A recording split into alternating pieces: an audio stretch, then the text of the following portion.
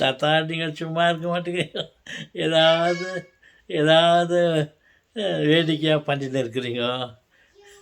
வணக்கம் தாத்தா. வணக்கம் செல்வங்களே.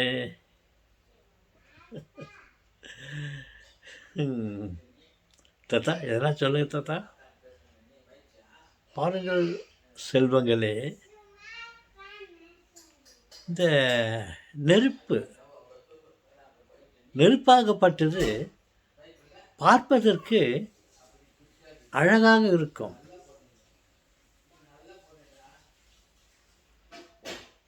கண்ணுக்கு அழகாக இருக்கும். கண்ணுக்கு அழகாக இருக்கிறது. அதே நெருப்பு ஒரு பொருளின் மீது பட்டால் சுட்டுவிடும் நெருப்பு. பார்த்தீர்களா? பக்கத்து நாட்டிலே ஏற்பட்ட நிலைமையை பக்கத்து நாட்டில் மட்டுமல்ல, பல நாடுகளில்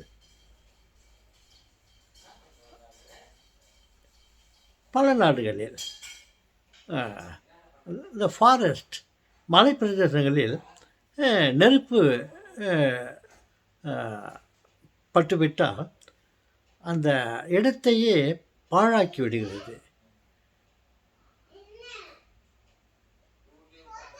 எஸ், பாவம். நெருப்பினால் கடவுள் எத்தனையோ பொருட்களை அழித்து விட்டார். ஆனால் மனிதர்களை அழிக்கவில்லை. அமெரிக்காவில் அப்பேற்பட்ட காட்டு தீயினால் பாதிக்கப்பட்ட மக்கள் அனைவரையும் காப்பாற்றிவிட்டார், ஒரு சிலரை தவிர.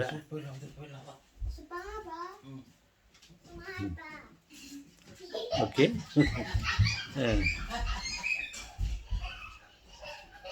என் பேர குழந்தை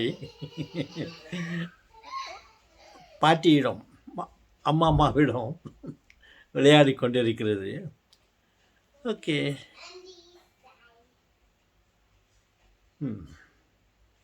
பாருங்கள் நெருப்பின் கொடுமையை. அதை நன்மைக்காகவும் பயன்படுத்தலாம், ஒரு பொருளை அழிப்பதற்காகவும் பயன்படுத்தலாம்.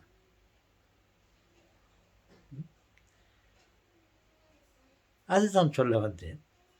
நெருப்பு பார்ப்பதற்கு அழகாக இருக்கும், கண்ணிற்கு அழகாக இருக்கும், தொட்டால் எரித்துவிடும்.